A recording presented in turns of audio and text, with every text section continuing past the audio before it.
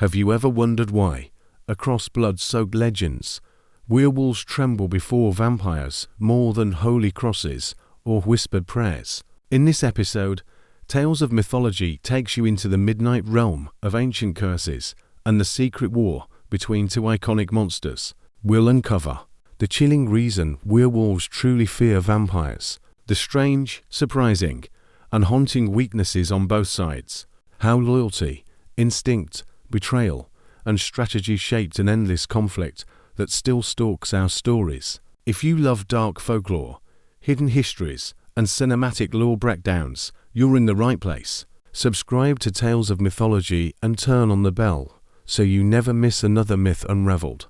You stand alone in the deepest hour of night, moon half hidden behind ragged clouds.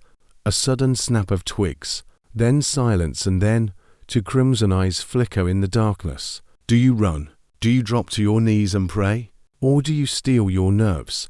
Because what's coming is not human. Welcome to Tales of Night's Edge, where the brambles of folklore bleed through the mists of myth, and beasts old as time tear at the veil between terror and truth. Tonight's question: why do werewolves fear vampires more than the church? It sounds strange after all. Most legends depict vampires trembling at crosses, holy water, and exorcism. But in the hidden war between two supernatural predators, there's a darker logic at play. So let's open this crypt, step through the shadows, and witness not mere monsters, but to primal forces opposed yet intertwined. Let's scrub away the Hollywood gloss, the vampire of ancient lore, not the brooding seducer in a velvet cloak. It is a corpse risen in darkness, compelled to feed upon living blood. In early Slavic, Balkan, or Eastern European myth, these creatures were revenants and quiet dead who fed upon those they had once lived among. In many cultures, belief in vampires arises where bodies were not properly buried, where decomposition was misunderstood, or where disease spread in unexplained ways. In that sense, the vampire myth is rooted in fear of contagion, decay, and the lingering dead. The classic vulnerabilities: sunlight, garlic, holy symbols, staking are less random than they appear. They represent humanity's defiance, faith, purification, and sacrifice.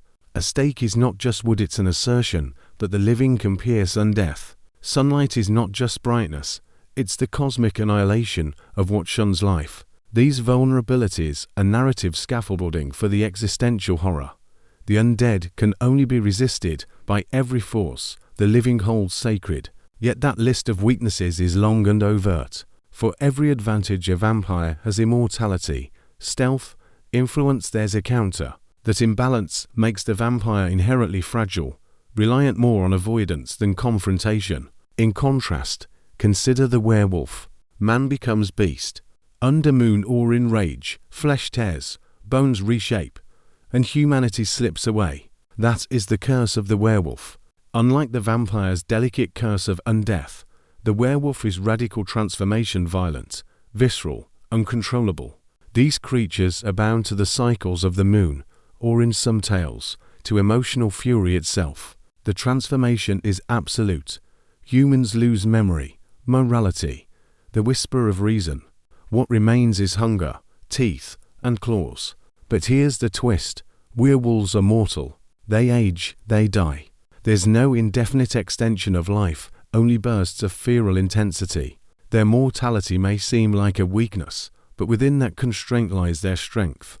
They are not crippled by endless time, but powered by the immediacy of survival. Their singular weakness: silver, is straightforward. No crossing, no holy relics, no herbs. A weapon forged of purity, hurled with force, and the beast falls. In that simplicity lies resilience. The werewolf does not need to avoid being trapped by illusions or divine symbols. It doesn't negotiate. It charges. It uproots. It demands confrontation. Now, imagine these two predators on a collision course. It's not just claws against fangs. It's a war of instinct versus intellect, of raw force versus patient design. Vampires operate in the shadows, moving through society unnoticed. They infiltrate, seduce, corrupt. They profit from patience. Their battleground is deception, turning allies into enemies, weakening resistance from within. The advantage lies in planning, in knowing your foe's pattern, and in waiting for the perfect moment to strike. The werewolf, by contrast, cannot wait. Instinct is immediate. It senses, pursues, attacks. There is no delay, no calculation. Action is reaction, pure and unfiltered. Let me give you a real-life analogous scenario. Imagine a chess master vampire versus a gladiator werewolf. The master sets traps, maneuvers slowly, controlling the board.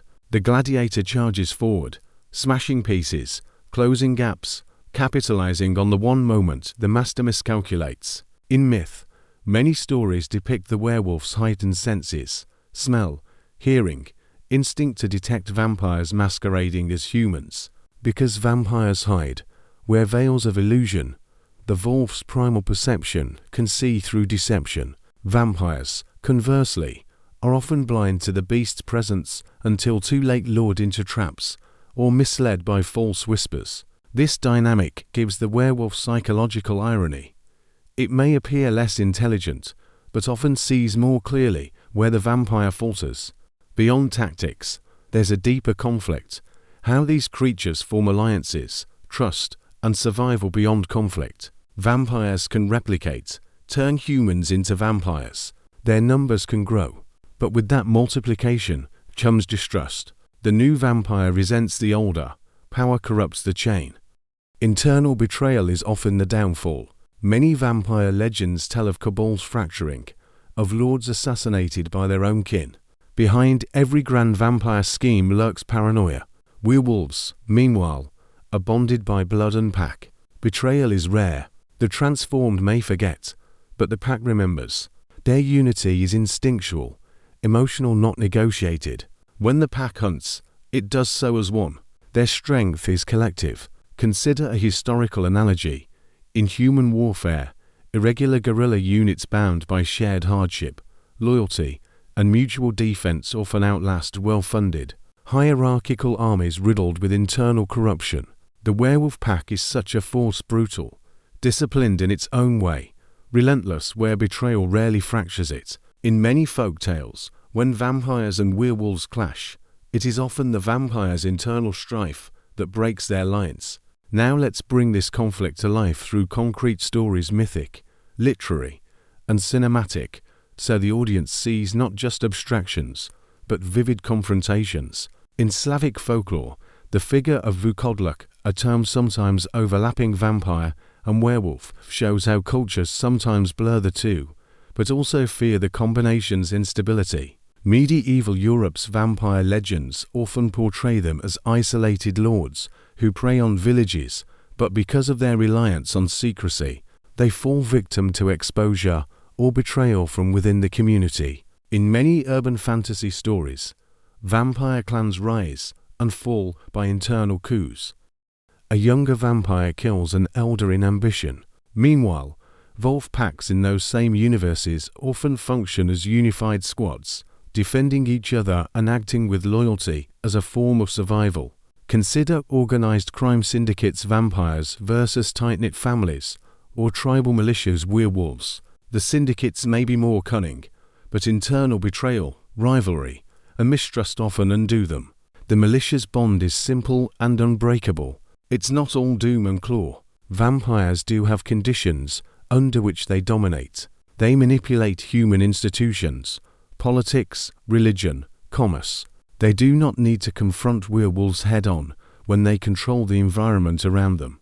They move silently. They force the werewolf to chase shadows. They time their attacks to minimize disadvantage, dawn, twilight, or traps where silver is absent. They can corrupt or sow dissent within the pack through fear, temptation, or bribery. So long as the vampire's strategies hold, the werewolf's ferocity cannot reach them. But those moments are precarious. If the werewolf perceives a flaw or break in the deception, the battle tilts. The greatest failures of vampires often come from overconfidence, assuming they can manipulate any form, underestimating raw force, or allowing internal rifts to bleed outward.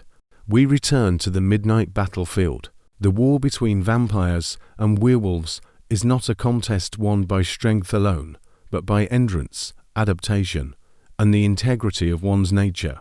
The werewolf fears the vampire more than the church, because church is powerless, but because in their conflict, the vampire's cunning is a mirror of death itself.